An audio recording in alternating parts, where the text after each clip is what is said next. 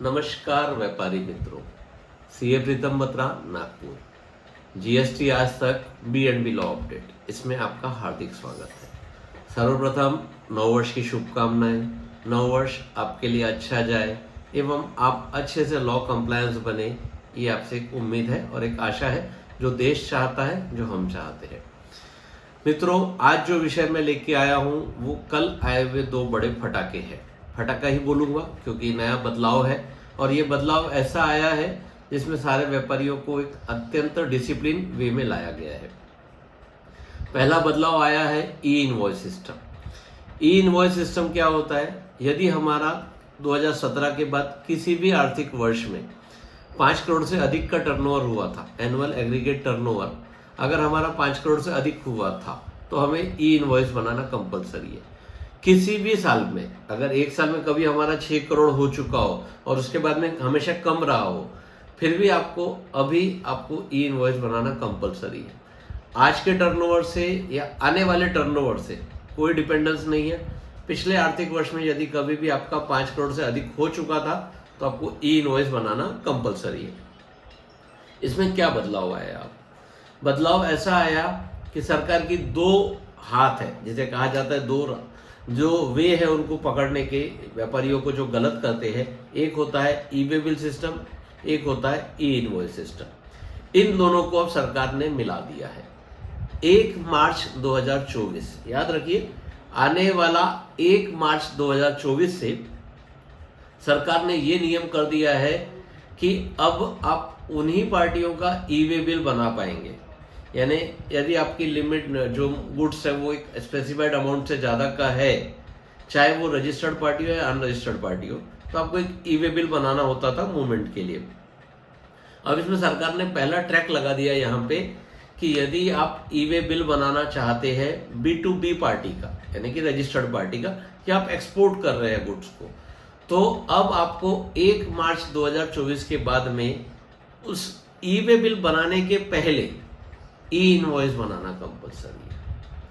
यानी movement of goods should be accompanied by E invoice document. हो सकता है सरकार ई वे बिल पोर्टल पे IRN का रेफरेंस डाल दे या कुछ भी ऐसा मैकेनिज्म लावे कि जिसमें विदाउट ई इनवॉइस ई वे बिल बनेगा ही नहीं।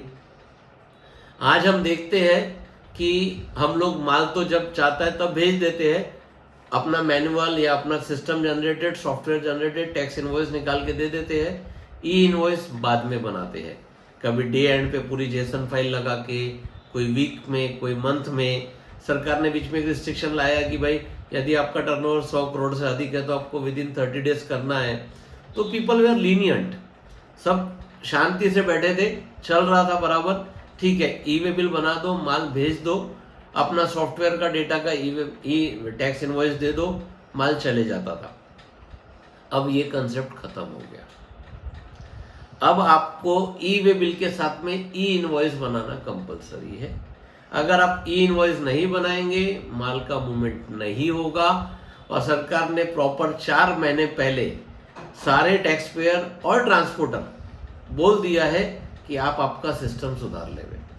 पहले क्या होता था, कई बार हम बिल बनाते नहीं थे, सिर्फ बिल बना के भेज देते थे। हमारा ट्रांसपोर्टर या रेसिपिएंट ऑफ द गुड्स वो ई वे बिल बना सकता था। बट अब जब आप इनवॉइस रेफरेंस नंबर ही IRN नहीं डालेंगे, यानी आप आपके पास की आउटवर्ड सप्लाई रिपोर्ट सरकार को थ्रू ई इनवॉइस पोर्टल नहीं करेंगे, तो आपका माल जाएगा नहीं, वो ई वे बिल बनेगा ही नहीं, वो इनवैलिड रहेगा। तो कृपया करके अपने सॉफ्टवेयर में अपने बाकी व्यापारियों को ये अवगत करा दे कि 1 मार्च 2024 से आपका ई वे बिल बंद हो जाएगा अगर आपने उस ई वे बिल बनाने के पहले ई इनवॉइस नहीं बनाया है। तो ये अच्छा इंपॉर्टेंट अपडेट है। दूसरा एक और अच्छा अपडेट निकाला कल उन्होंने कि 1 फरवरी, आने वाली 1 फरवरी 2024 से आपको HSN कोड की रिपोर्टिंग कंपलसरी हो गई है ई वे बिल में अलग तरीके से। अगर आपका टर्नओवर 5 करोड़ से ज़्यादा है, कितना, 5 करोड़ से ज़्यादा, तो आपको 6 डिजिट का HSN कोड देना कंपलसरी है। हो सकता है आपने जिससे माल खरीदा वो छोटा व्यापारी हो, उसने 4 डिजिट का HSN कोड डाला हो, क्योंकि 5 करोड़ से कम वालों को 4 डिजिट का डालना है, बट आप 5 करोड़ से अधिक हो तो आपको 6 डिजिट का डालना है। तो इस चीज को ध्यान रख लीजिए। यानी आपने कैलकुलेटर खरीदा, कैलकुलेटर बेचने वाले ने तो 4 डिजिट का HSN कोड डाला, आज आप बेच रहे हो, आपका टर्नओवर अधिक है, तो अब आपको आपके सॉफ्टवेयर में उसकी तैयारी वैसी करनी पड़ेगी कि आपकी हर इनवर्ड हर आउटवर्ड 6 डिजिट की रहे। HSN क्या होता है? HSN होता है उस प्रोडक्ट का पहचान। जैसे इलेक्ट्रॉनिक गुड्स, इसका एक HSN हो गया 101 4 बार 0, एग्जाम्पल दे रहा हूं 1000 1000।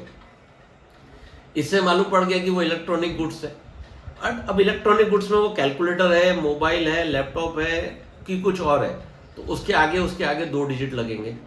फिर उसका और क्या डिनोमिनेशन है, तो उस व्यक्ति का, उस प्रोडक्ट का पूरा पहचान यानी कि 8 डिजिट, उस कमोडिटी का थोड़ी पहचान यानी 6 डिजिट, और वो किस कैटेगरी में आती है वो 4 डिजिट। तो सरकार ने ये कंपलसरी किया है कि 1 फरवरी से यदि आपका टर्नओवर 5 करोड़ से कम है तो आप 4 डिजिट का HSN बनाइए, 4 डिजिट का HSN डाल के ई-वे बिल बनाइए, और यदि आपका टर्नओवर 5 करोड़ से ज़्यादा था तो आपको 6 डिजिट का HSN कोड डालना बहुत ज़रूरी है, अन्यथा आपके ई-वे बिल बंद हो जाएंगे। और ये समझ जाइए, ये 4 डिजिट और 6 डिजिट यानी सरकार आपकी क्वांटिटी इन आउट को मॉनिटर करना चाहती है, उनका स्टेटस उनको रिकॉग्नाइज करना है, कौन सी कमोडिटी बिक रही है, क्या आप खरीद रहे हो, क्या बेच रहे हो, ताकि उससे वो निर्णय ले सके कि इसमें क्या टैक्स रेट लगना चाहिए, क्या कम ज़्यादा होना चाहिए, और एक हम लोग प्रॉपर डिसिप्लिन में व्यवहार कर रहे हैं कि नहीं कर रहे हैं।